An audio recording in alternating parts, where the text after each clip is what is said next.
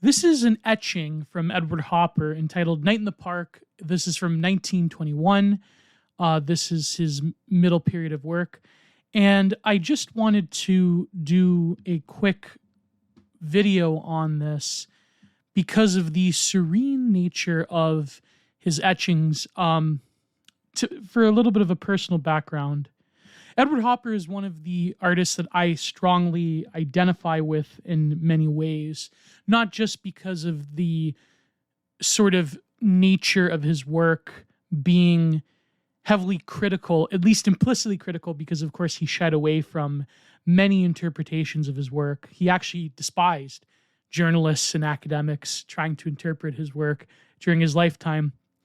But I do think that his approach to a very subtle but very, I would say, brutal and stark and glowery critique of the modern world and of modern industrial, now post-industrial society, because as we know, his work, as I've written essays on, his work has achieved new relevance. I think his work is perennial, but his work of the past, 2 to 3 years, has achieved new relevance for many reasons. One of these reasons being his very in-your-face depiction of isolation and of the ennui, the character of modern subjectivity being subject to incredible forces of atomization, of loneliness, of dejection. The subject isn't, in much of postmodern works of art, a source of the battlefield of subjectivity. The subject is not lively, rather the subject is passive. The subject fulfills a role in society, yet society has placed the subject in this very cog-like existence. One thing that you can say is that Hopper does not depict, like the Impressionists before him or the action painters after him, he doesn't depict motion as such. He depicts quiet desperation. He depicts rather the lack of motion. So Night in the Park is one of my favorite works of his lesser known etchings and drawings. And on a personal level, I strongly identify with Hopper because in my own work, I notice that I drift towards similar themes. I drift towards his more painterly and to the point mode of depiction within the work of art.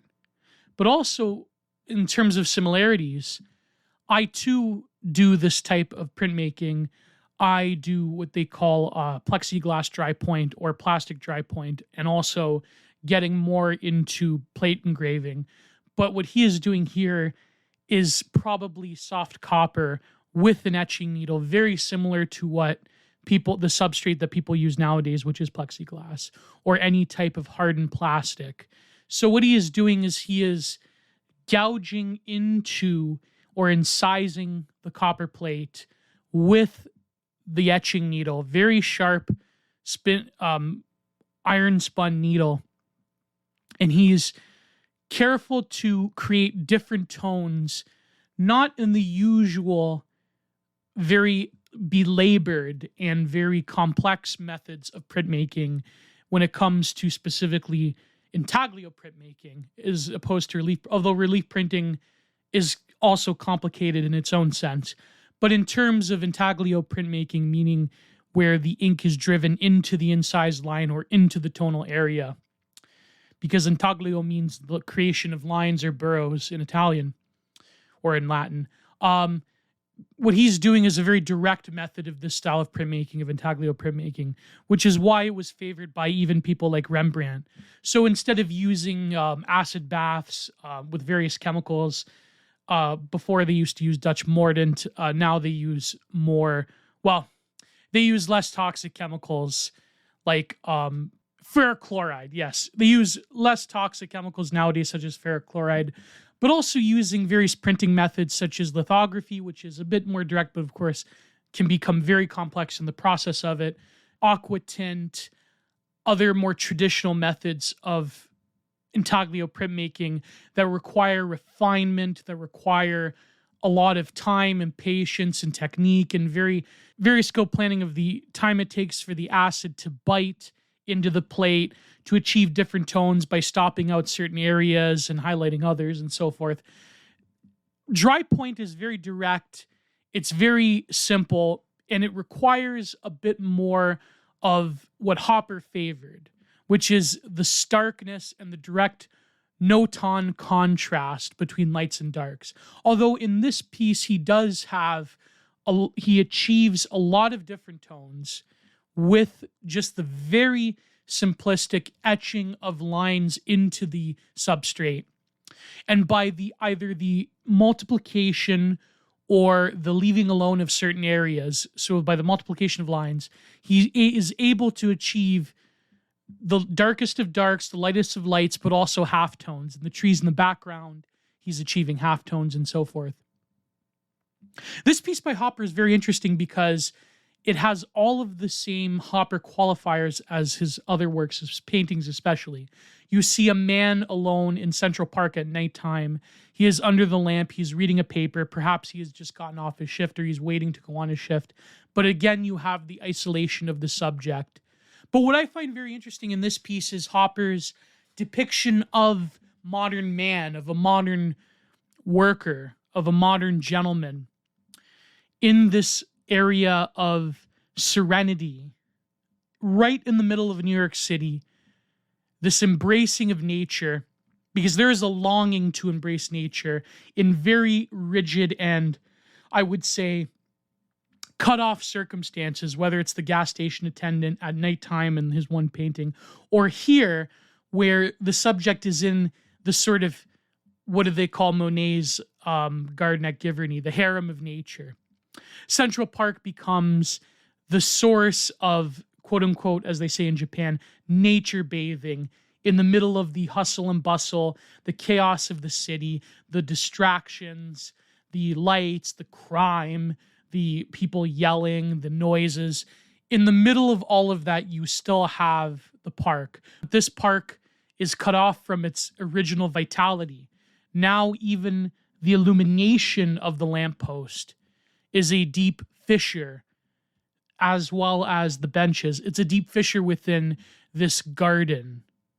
And so Hopper is keenly aware, at least I like to think, of these contradictions. So here it is in the Met Museum blurb. In this image that suggests isolation in the midst of bustle, Hopper shows a man reading a paper at night in Central Park, seated on a bench under a high-arched light. The artist has returned to New York from Paris in 1910 and took up etching when his paintings failed to find buyers, producing about 70 prints between 1915 and 1923. In addition to depicting figures experiencing the distinct fabric of his hometown, here evoked memories of France and explored rural and coastal landscapes in Maine and Massachusetts. After the artist received 2 awards for his prints in 1923, the Long Prize in the Chicago Society of Etchers and the W.A. Bryan Prize, he refocused his energies on painting, but often returned to subjects he had used etchings to shape.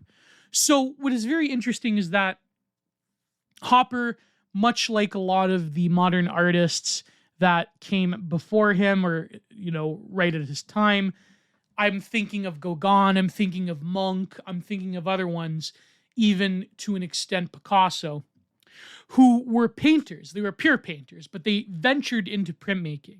But instead of printmaking being an artisan craft the way it was in centuries previous, the way it was, for example, in the 18th century, printmaking for them becomes another form of sketching.